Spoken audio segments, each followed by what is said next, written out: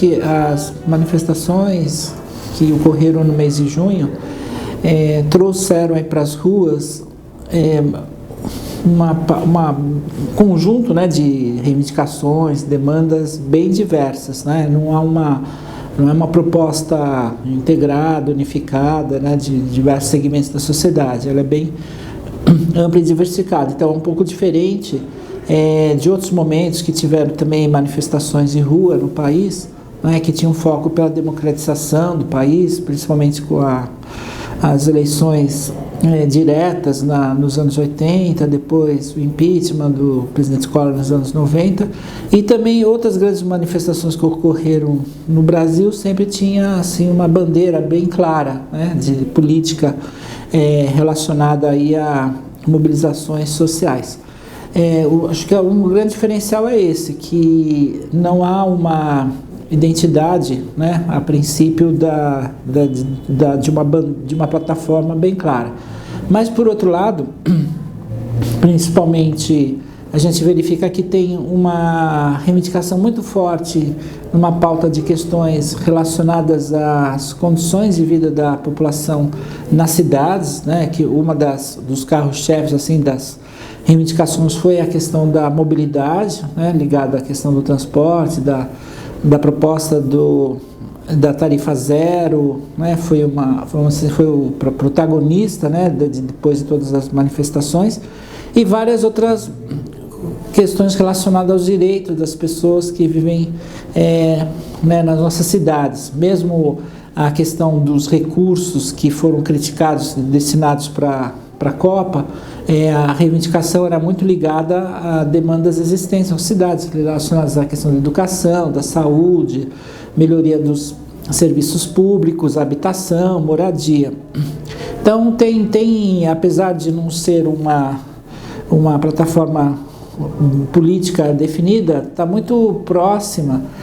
de plataformas que já existem historicamente, né, por conjunto da sociedade brasileira, como é o caso da plataforma do direito à cidade e da reforma urbana, né, que justamente quando começou esse movimento, também reivindicava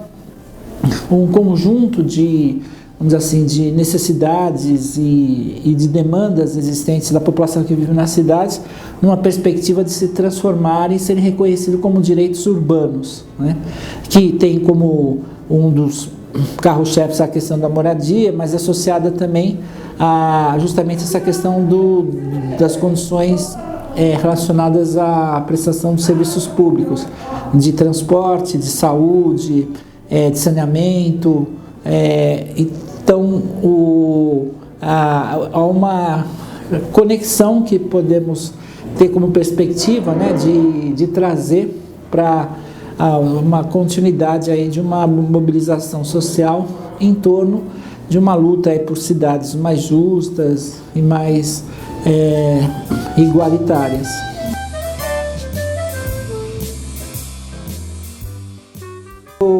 Assim, acho que foi um momento, nós estamos vivendo um momento que abre-se oportunidades, né? Quando houve o processo da elaboração da Constituição Brasileira de 88, nós tivemos uma discussão muito similar que começou a ter, né, depois aí das manifestações de rua, da questão da reforma política. Também naquele momento se defendeu, né, que houvesse uma constituinte exclusiva, que infelizmente não foi o que ocorreu, né? O Congresso que elaborou a Constituição, ele depois não foi exclusivo apenas para elaborar a Constituição, ele também exerceu a função do Congresso Nacional com relação às outras formas e atribuições, né, que a Câmara e o Senado têm até hoje. E quando voltou, né, assim, essa perspectiva, né, de ter uma constituinte exclusiva, ela resgata, né, uma possibilidade de pensarmos em fazer realmente uma reforma institucional, uma reforma política, através de uma instância política que possa ter condições realmente de avançar, né, nessas aspirações que foram muito claras já naquela época, né, quando houve o processo de redemocracia do país, e agora também nas ruas, que é uma maior participação da sociedade nas decisões, um maior controle social sobre a atuação dos governantes, aí falando não só quem está nos governos, mas também do poder legislativo, a possibilidade de utilizar esses instrumentos que já foram defendidos desde a época da Constituinte, com maior amplitude, com maior facilidade, como é a questão do plebiscito, do referendo, da iniciativa popular, né, que são mecanismos que podem permitir uma participação em processos decisórios mais diretos, né, da sociedade. Então é uma oportunidade que nós estamos tendo hoje, né, de tentar revigorar, né, a possibilidade de que realmente a democracia direta avance, né, porque há uma crise muito clara da democracia representativa já há muitos anos, os partidos políticos, e a forma de tentar buscar superação dessa crise é justamente fortalecendo cada vez mais a participação da sociedade através desses instrumentos, mecanismos e organismos de participação que ainda estão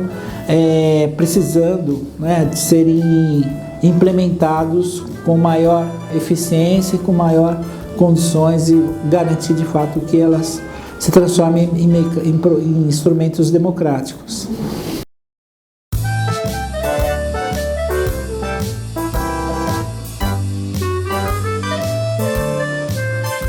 Partindo da questão da mobilidade, houve uma iniciativa aí do governo de propor de ter um Conselho Nacional de Transporte Urbano. E já existe no governo federal o Conselho das Cidades. E o que está ocorrendo, né, depois que a presidente Dilma chegou a propor esse Conselho Nacional de Transporte Urbano, é de uma mobilização, né, dos várias organizações, até de setores do poder público que estão nesse Conselho das Cidades, né, que é um órgão nacional que tem participação da sociedade para discutir, definir as políticas nacionais de desenvolvimento urbano, habitação, mobilidade, saneamento, que na verdade o Conselho da Cidade assuma essa responsabilidade, esse papel de um Conselho, né, Nacional de Transporte Urbano, principalmente para estar monitorando e fiscalizando o Pacto da Mobilidade Urbana, que é uma das propostas aí que o governo apresentou, como tentando responder, né, aí as demandas que vieram das manifestações de rua. Então, acho que a gente está vendo que existe, sim, uma conjuntura que pode favorecer de novo um resgate e um revigoramento, né, dessas instâncias de participação, mas de uma forma um pouco mais, vamos dizer assim, principalmente passando dessa concepção de ser órgãos consultivos para uma perspectiva de virem a ser realmente órgãos deliberativos.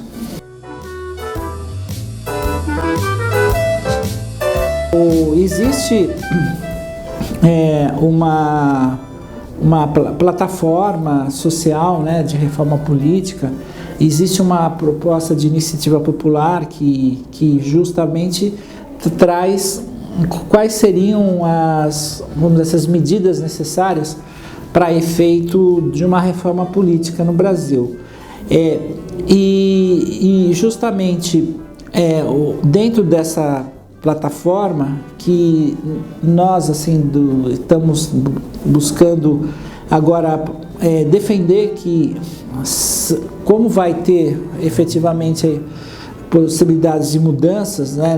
na perspectiva da reforma política, que seja principalmente facilitado, né, quer dizer, que haja mudanças para facilitar a utilização desses instrumentos, né, porque infelizmente depois da Constituição, vários obstáculos, leituras do próprio judiciário principalmente, né, foi se diminuindo a possibilidade de uso desses instrumentos de participação direta, né, e agora nós, enquanto a Reforma Urbana, como isso faz parte da nossa pauta, porque nós trabalhamos com a perspectiva da gestão democrática da cidade, né, é de buscar trazer para uma discussão também nas cidades, né,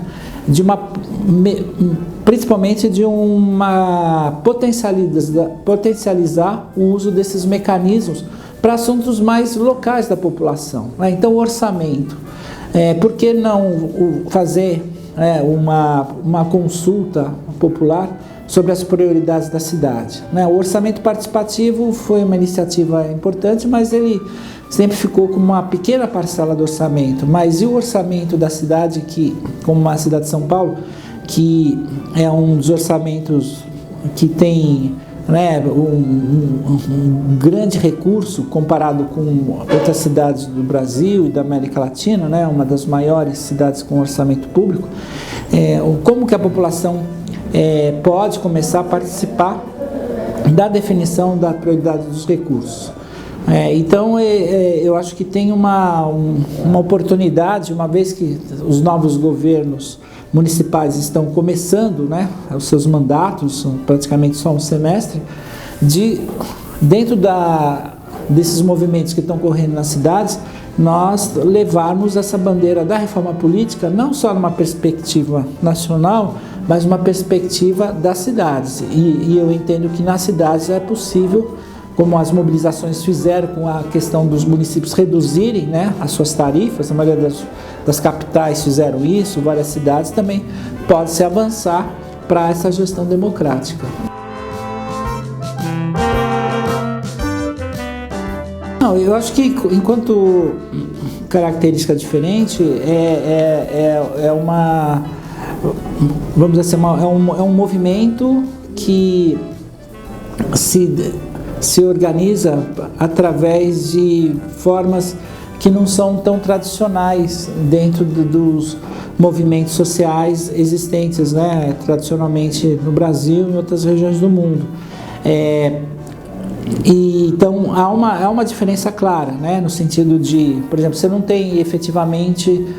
uma base territorial, né, ou uma base de localização. Esses movimentos que não estão se articulando, se organizando de forma tradicional, de qualquer maneira podem buscar um pouco a experiência dos movimentos mais tradicionais, porque acho que é impossível qualquer movimento continuar se você não tem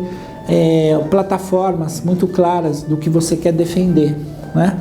E acho que ficou muito claro que um movimento que já era mais organizado, que é o movimento, né, pela questão da luta pelo passe livre, que teve um papel de protagonismo, né? Então eu entendo que, acho que como perspectiva do futuro, se possa desdobrar, né, essa juventude toda aí que tá fazendo as manifestações, uma perspectiva de estar incorporando gradativamente aí plataformas mais coletivas e de uma atuação política mais vinculada aí a uma atuação no campo da política e no campo aí das políticas públicas.